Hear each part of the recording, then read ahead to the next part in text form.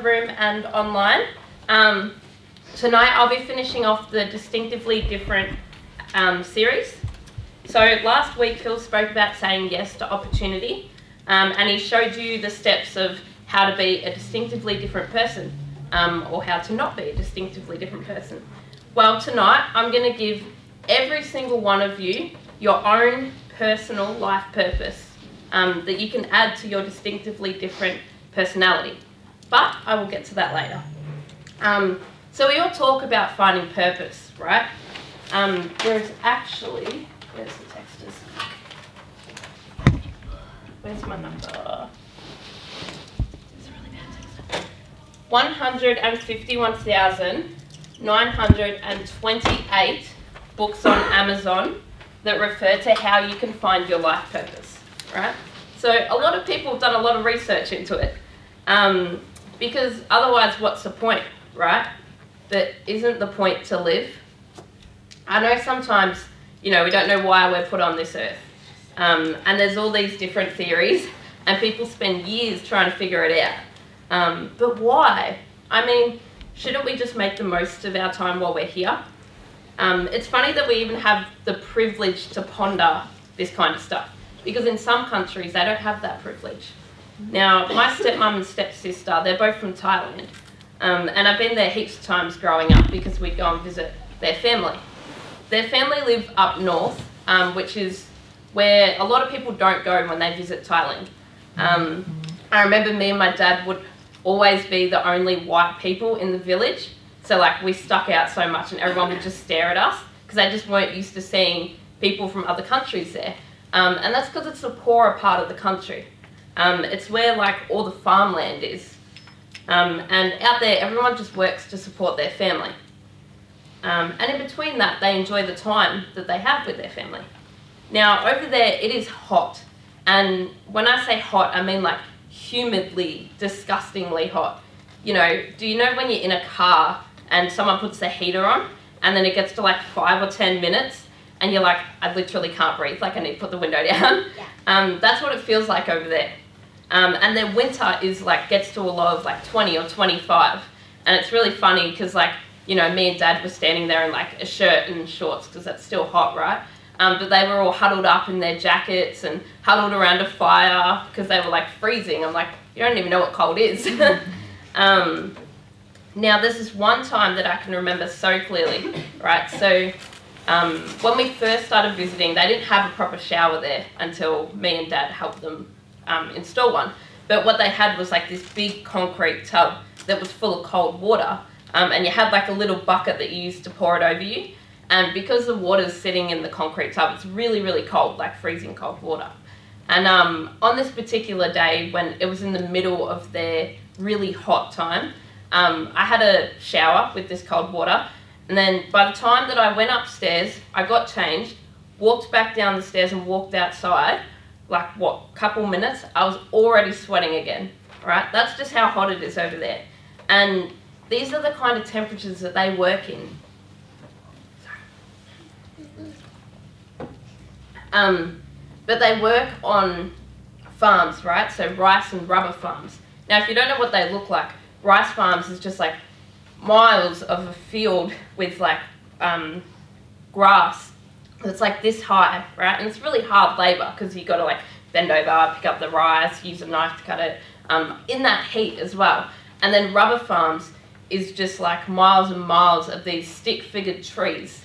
And what they do is that they cut a hole in the tree, like cut a line, and they put a bucket there so that the rubber comes out of the tree and then collects in the bucket.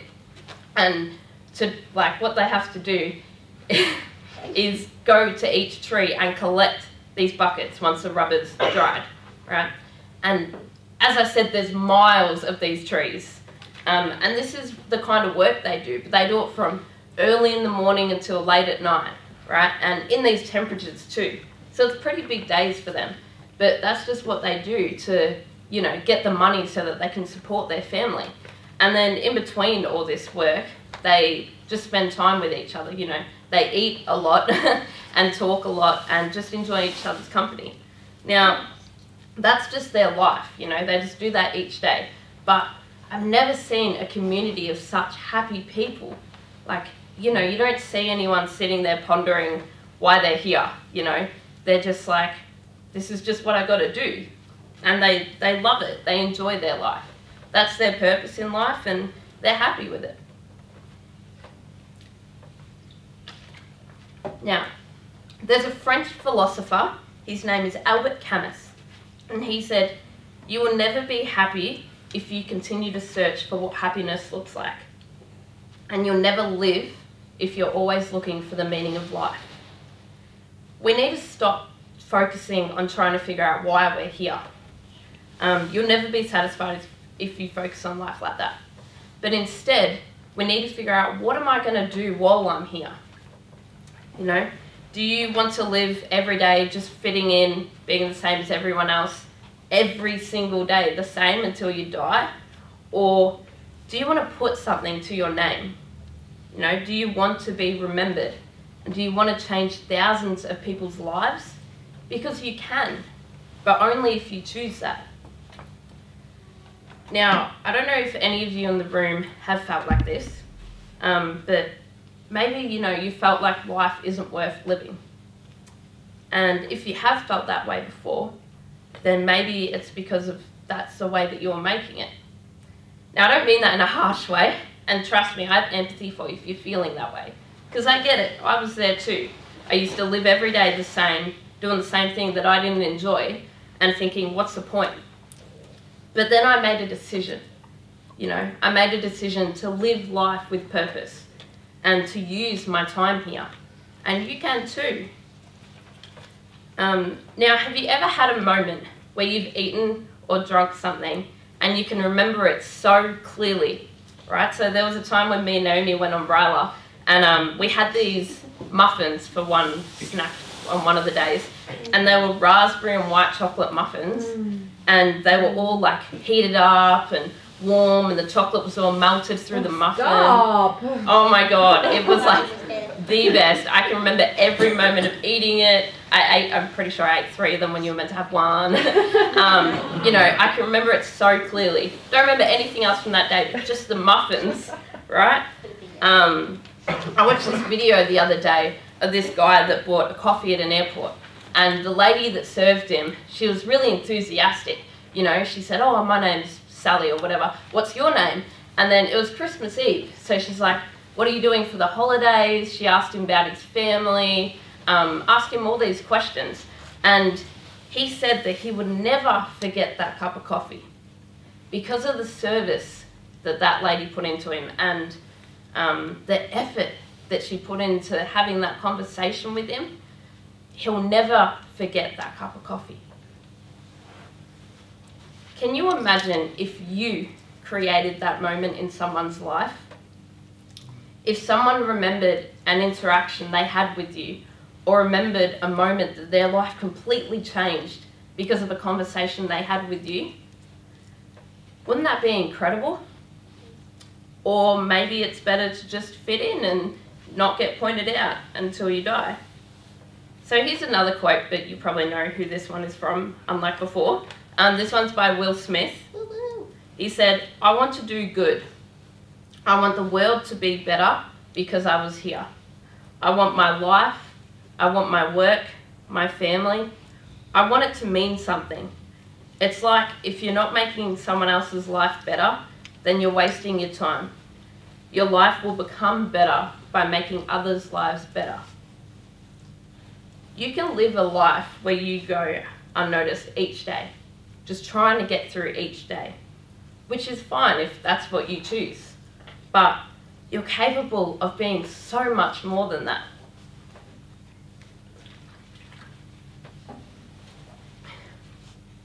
Martin Luther King, Mother Teresa, Nelson Mandela, Abraham Lincoln, Oprah Winfrey, Barack Obama, Phil Stenhouse.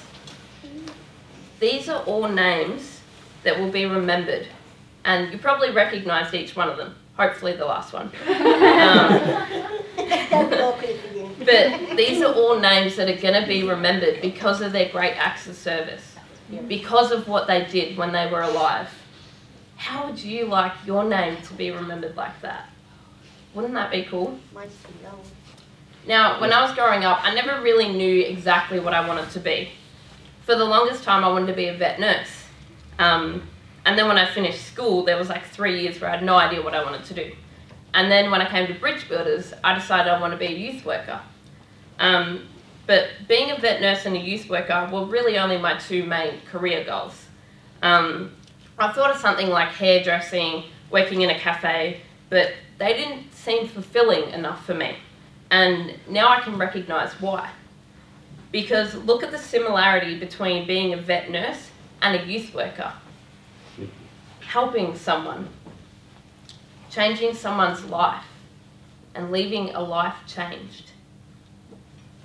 You know, I could never just live for me. You know, I felt like I've always had to do something for other people. And maybe that's just a gift that lies inside of me. Something that I only just recognised during my placement at Brentwood Secondary College is that my special gift is connection. Holding the space for someone so that they feel comfortable to open up and they feel like someone hears them. Again, I think this kind of developed from the way I grew up, you know? And the thing is, we all have a special gift within us. Something that makes us different to others. Because it's crazy if you think about it, but there is no one else on this earth that can do exactly what you can do. There is no one else on this earth that can give what you have to give, right? Only you have that. Now, wouldn't it be cool to spend your entire life trying to figure out what it is that you have to give that's different to the person sitting next to you? Or again, you might not. You might just spend each day fitting in. But I think a lot of you think it would be really cool to discover what your special gift is. And the thing is, unless you try something new, or unless you say yes to opportunity, you'll never find out. And that's a really scary and a really sad thought, because it's such a waste of potential. Now, I'm going to tell a bit of a personal story, and I don't talk about this a lot, because it's got a really negative view in my mind, until the past couple of weeks. Now, I was reading a little bit about my mum in past assets, but not in detail. So, my mum's got a lot of mental health issues. She's got schizophrenia, depression, anxiety. She's been in and out of psych wards for as long as I can remember. And I don't talk to her anymore because she's got a little bit off the rails and really difficult to talk to. But in the past couple of weeks, I was thinking back to when I used to see her when I was little, because I had court-appointed meetings with her, I guess. And we used to meet up at either McDonald's or the police station, and then we'd go to like arcade or something like that. And I was always really embarrassed to be with her in public, because she was always like prancing around like a kid, you know.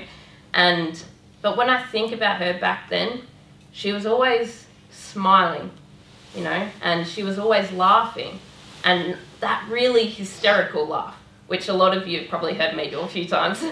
But she was always just happy, you know.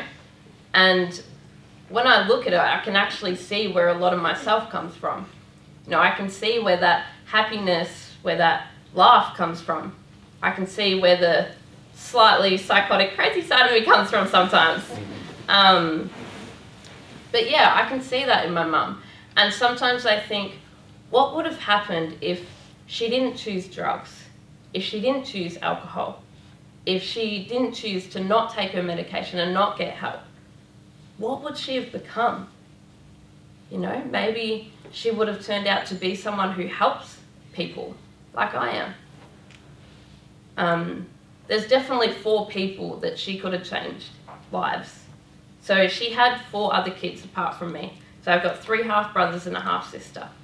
And they're all either now, they're all much older than me. They're probably in their late 20s, early 30s.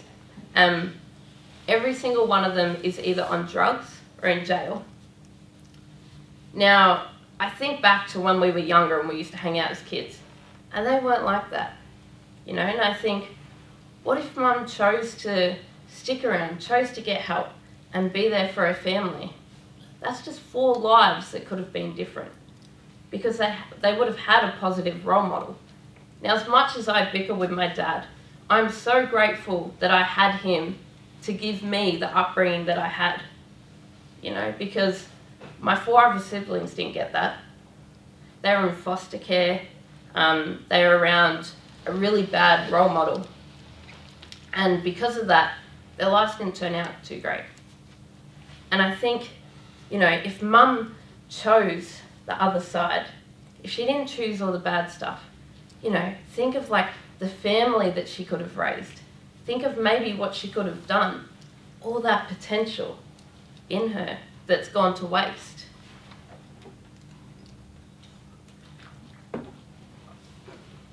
When I look at every single one of you in the room, I see so much potential in every single one of you. But you have to choose it, guys.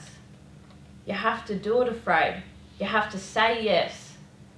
You know, you have to choose to take the opportunity and not choose the other side.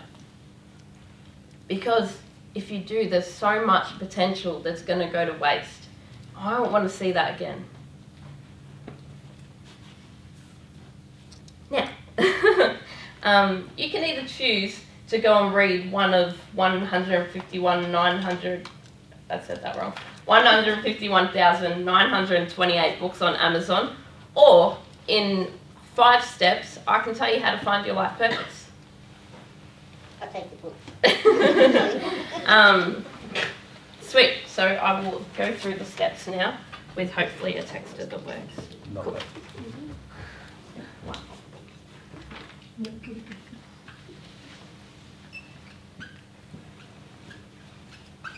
Know who you are. Now this sounds really complicated, but everyone say out loud your name. Tina. There we go. You just did number 1. Yes. Number 2. Shut up, Phil. What you do. So for example, mine would be help young people. Yours might be write, cook, design, maybe you teach, help people, whatever it is. This one ties into that special gift that I was talking about, what your special gift is. What is it that you just really love doing, you know? Yeah. So number 3. Who you do it for? So for me, I do it for young people. Maybe there's someone that writes books for kids so that they can have good dreams, right? So they would do it for kids. This one's a longer one.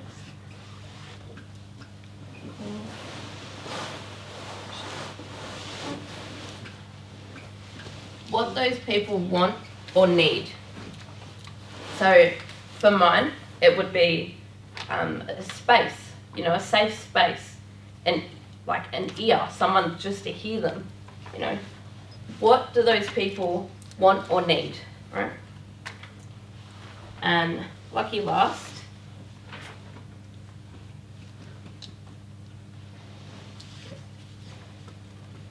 what they get out of it. So again, I'll use mine as an example. They feel safe and heard, or they feel like they're not so alone, right? Now, if you can figure out these 5 things, you can figure out what you want to do in life, right? And it's funny because if you notice, the top 2, there's only... Thanks, Cassie. There's only 2 that are about you. The other 3 are about other people. And that's because to live a good life, you have to be outward facing, not so focused on you, but focus on the outside. Focus on the people around you. Now, I don't say completely ignore looking after yourself, because obviously you have to look after yourself too. But it just means do things for other people, because it makes you feel good. You know, for example, Alex, where is she? She left. She left? Oh, okay. Well, for example, Alex got up and shared how she joined the army, you know. So for hers, she's Alex. What does she do? Well, she will be joining the army. Who does she do it for? She does it for her country, right? What those people want or need, they want safety and security. And what they get out of it, they get to live, you know. We were just talking about how we want to live, right?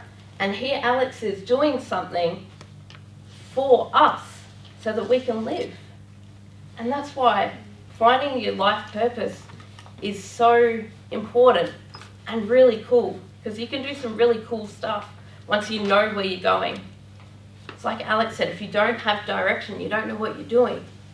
So what's the one thing that you want to do? What's the one place that you're headed? So if you take anything out of tonight, just know that there is so much potential in you, and you've got to chase it, you know? You've got to feel it, and don't let it go to waste. So each of your pack leaders has a sheet tonight so that you can fill out these 5 things. And if you do that, hopefully you will find your life purpose. Thank you.